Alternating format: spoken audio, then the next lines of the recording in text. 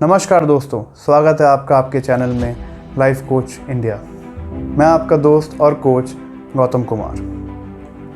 आज एक बहुत अहम सवाल पे हम बात करेंगे। एक ऐसा सवाल जो हर कोई कभी न कभी अपनी लाइफ में अपने आप से पूछता है कि मैं फेल क्यों हुआ, मैं अपने बिजनेस में फेल क्यों हुआ, मैं अपनी जॉब में फेल क्यों हुआ, मैं अपनी शादी में फेल क्यों हुआ, या फिर मैं अपने बच्चों को बड़ा करने में फेल क्यों हुआ, या फिर मैं लाइफ में फेल क्यों हुआ।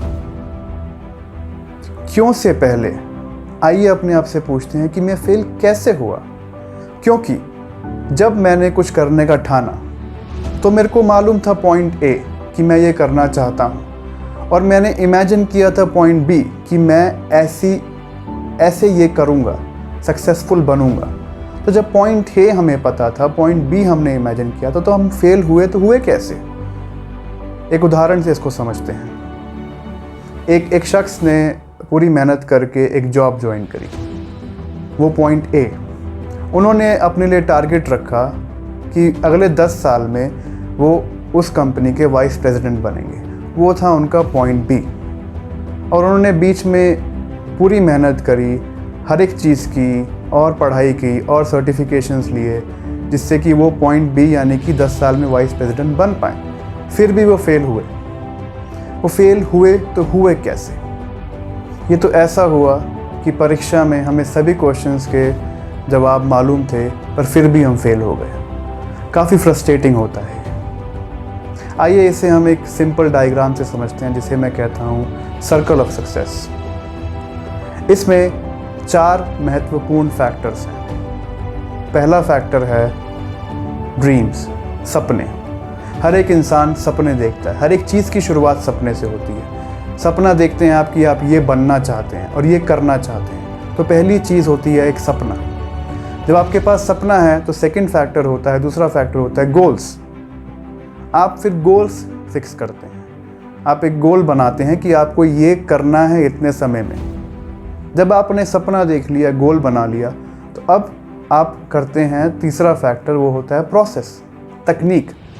आप उन गोल्स को पूरा करने के लिए तकनीक लगाते हैं। ये प्लान करते हैं कि आप ये गोल कैसे पूरा करेंगे, आपको क्या क्या करना पड़ेगा इन गोल्स को पूरा करने के लिए। उसे कहते हैं प्रोसेस, तकनीक, तीसरा फैक्टर। और चौथा फैक्टर है समय, टाइम। आइए इसे एक उदाहरण से समझते हैं। एक विद्यार्थी, एक स्टूडेंट जिसने सपना देखा कि वो एक डॉक्टर या एक सीए या एक इंजीनियर बनना चाहता है, तो उसने सपना देखा। सपना देखने के बाद उसने वो गोल्स फिक्स किए कि उसे क्या करना पड़ेगा, 10वीं 11वीं में क्या पढ़ना पड़ेगा, कितने मार्क्स लाने पड़ेंगे, जिससे कि वो इंजीनियरिंग कॉलेज में या डॉक्टर के कॉलेज में या फिर एक सीए बनने के लिए एलिजिबल है। जब उसने सपना देखा और गोल सेट किए, फिर उसके बाद उसने टेक्निक, प्रोसेस लगाए कि हाँ उसे इतना पढ़ना पड़ेगा, ये किताबें पढ़नी पड़ेगी, ये सब्जेक्ट्स पढ़ने पड़ेंगे, ऐसे पढ़ने पड़ेंगे, जिससे कि वो इन गोल्स को अचीव कर पाए। जब उसने ये सब किया, फिर लास्ट में उसने समय पे काम किया, अपना समय को मैनेज किया प्रॉपर्ली, जिससे कि वो हर एक चीज़ को अचीव कर पाए, जिससे कि वो अपना सपना पूरा कर पाए। मैंने थोड़ी देर पहले पूछा था कैसे, कि हम फेल हुए तो हुए कैसे। हम फेल तब होते हैं जब कोई चीज़ हमारे नियंत्रण में ना हो, हमारे कंट्रोल में ना हो। आइए उन चारों फैक्टर्स को दोबारा देखते हैं, इस चीज़ को दिमाग में रखते हुए। पहला फैक्टर था ड्रीम, सपने। सपने हमेशा हमारे कंट्रोल में होते हैं, क्योंकि वो हमारे सपने होते हैं, हम उन्हें देखते हैं। हाँ, हम किसी से इन्फ्लुएंस हो सकते हैं, किसी से प्रेरित हो सकते हैं, बट फिर भी वो सपना हमारा है, तो हमारे कंट्रोल में है। दूसरा फैक्टर था गोल। गोल्स भी हमारे कंट्रोल में, हमारे नियंत्रण में होते हैं, क्योंकि वो हमारे द्वारा बनाए जाते हैं, तो वो हमारे कंट्रोल में होते हैं। तीसरा फैक्टर है प्रोसेस, तकनीक। तकनीक भी हमारे कंट्रोल में होती है, हमारे नियंत्रण में होती है, क्योंकि वो हमारे द्वारा बनाई जाती है कि हम पढ़ेंगे तो पढ़ेंगे कैसे, हम क्या क्या पढ़ेंगे, वो सारी तकनीक्स हम बनाते हैं, तो वो भी हमारे कंट्रोल में होती है। चौथा फैक्टर टाइम, समय। वहाँ जाकर सब गड़बड़ होती है। समय का मतलब सिर्फ वो नहीं घंटे और मिनट और महीने और हफ्ते, नहीं। समय बहुत सारी चीज़ों का मिक्सचर है। समय के अंदर आती हैं परिस्थितियाँ, समय के अंदर आते हैं लोग, समय के अंदर आते हैं हमारे एक्सपीरियंसेस। ये ऐसी चीज़ें हैं जो हम कंट्रोल नहीं कर सकते। आइए इसे हम एक उदाहरण से समझते हैं। पहला फैक्टर था सर्कमस्टेंस, परिस्थितियाँ। परिस्थितियाँ किसी के कंट्रोल में नहीं होती। इसका सबसे बड़ा एग्जाम्पल आज के टाइम में है कोरोना वायरस। किसी को नहीं पता क्या करना है, कि कोई भी इस परिस्थिति के लिए तैयार नहीं था। बड़े से बड़ा देश, पावरफुल से पावरफुल देश इससे सफ़र कर रहा है। तो परिस्थितियाँ कंट्रोल करना हमारे बस में नहीं है। दूसरा था लोग, पीपल। लोगों को कंट्रोल करना सब जानते हैं एक नामुमकिन टास्क है। इसीलिए तो आज भाई और भाई में लड़ाई होती है प्रॉपर्टी को लेके। इसीलिए आज एक जिगरी दोस्त आपका जानी दुश्मन बन जाता है, क्योंकि इंसानों को कंट्रोल करना नामुमकिन है। तीसरा फैक्टर था एक्सपीरियंसेस। इसको मैं बहुत ही सिंपल एग्जांपल समझाता हूँ। जैसे कि मान लीजिए मुझे मेरे स्कूल के टाइम पे कोई शख्स बहुत परेशान करता था और मेरी टांग खींचता था, और मैं उससे काफ़ी डरता था, उससे छुपता था, उससे दूर भागता था, क्योंकि वो मुझे एम्बैरस करता था। आज 20 साल बाद मान लीजिए मैं एक बहुत सक्सेसफुल इंसान हूँ, मैं बहुत अच्छी जॉब कर रहा हूँ, काफ़ी हाई पोजीशन पे हूँ और काफ़ी अच्छी मेरी सैलरी है, और अचानक से 20 साल बाद वो शख्स मेरे सामने आ जाता है।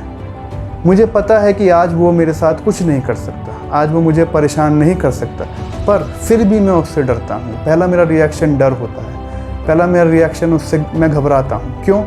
क्योंकि मेरा उसके साथ एक बैड एक्सपीरियंस, एक बुरा एक्सपीरियंस है जो मेरे दिमाग में बस चुका है। इन्हें कहते एक्सपीरियंसेस जो हमारे कंट्रोल में नहीं है। इन सब चीज़ों को हम कंट्रोल नहीं कर सकते। ड्रीम्स देखो, गोल्स रखो, प्लान्स बनाओ, बट साथ में खिड़की खुली रखो किसी भी चेंज के लिए। अगर ज़रूरत पड़े तो वो चेंज किया जा सके। ज़िद्दी बनो अपने ड्रीम को अचीव करने के लिए, ना फिर उसी तरीके से अचीव करने के लिए जिस तरीके से आप उसे अचीव करना चाहते हैं। तो एक चीज़ हम कर सकते हैं, वो है अपने आप को तैयार रखना किसी भी सिचुएशन के लिए। जैक मा, Alibaba.com के मालिक, जो दुनिया के कुछ चंद रईसों में से एक हैं, उन्होंने एक बार एक इंटरव्यू में कहा था, उनसे पूछा गया कि आपको कैसा लगता है इतना सक्सेसफुल होके। तो उन्होंने कहा कि कौन कहता है मैं सक्सेसफुल हूँ। मैं अपने आप को सक्सेसफुल नहीं मानता, क्योंकि चाइना में एक कहावत है कि अगर आप एक कंपनी, एक धंधा, एक बिज़नेस चालू करते हो तो कम से कम वो 100 साल चलना चाहिए। अलीबाबा को तो चालू हुए सिर्फ 16 साल हुए हैं, अभी भी 84 साल बाकी हैं, और कुछ भी हो सकता है इन 84 सालों में। अलीबाबा का बिज़नेस डाउन भी हो सकता है, कुछ ख़राब हो सकता है। तो आइए अलीबाबा के सक्सेस के बारे में हम बात करेंगे उसके 100 साल पूरे होने के बाद, और कितने सही थे वो। देखिए, यही फ़र्क है सक्सेसफुल लोगों में और फेलियर लोगों में, कि वो हर एक चीज़ के लिए तैयार रहते हैं। 2016 में उन्होंने ये बात कही थी, 2015 या 16 में, और आज हम चाइना का हाल जानते हैं। आज कोरोना की वजह से पूरी दुनिया चाइना का बॉयकॉट कर रही है, तो लाजिम है कि Alibaba.com भी सफ़र कर रही होगी। पर मेन बात यह है कि जो लोग सपने देखते हैं, उनको पूरा करने की हिम्मत रखते हैं, वो वैसी सोच भी रखते हैं कि वो किसी भी चीज़ के लिए तैयार हैं। तो अब हमें हमारे क्यों का जवाब मिल चुका है कि हम फेल क्यों होते हैं। हम फेल होते हैं जब हम ऐसी चीज़ को कंट्रोल करने की कोशिश करते हैं जो हमारे वश में नहीं है। इसीलिए जो पहले 3 फैक्टर्स हैं उस पर इतनी मेहनत कीजिए, इतना स्ट्रॉन्ग बना लीजिए, और चौथा फैक्टर जो है समय, उसको छोड़ दीजिए। बस अपनी तरफ से ये तैयारी कीजिए कि आप तैयार हैं किसी भी सिचुएशन के लिए, जिससे कि जब समय आए तो आप उस चेंज के लिए तैयार हैं। अगर आप ऐसा करेंगे तो आप ज़रूर सक्सेसफुल हो पाएंगे, अपने ड्रीम्स को अचीव कर पाएंगे। शुक्रिया ये वीडियो देखने के लिए, और अगर आपके कोई ऐसे एक्सपीरियंसेस हैं तो हमसे ज़रूर शेयर करें। अगली वीडियो पे दोबारा मिलेंगे, तब तक के लिए नमस्कार।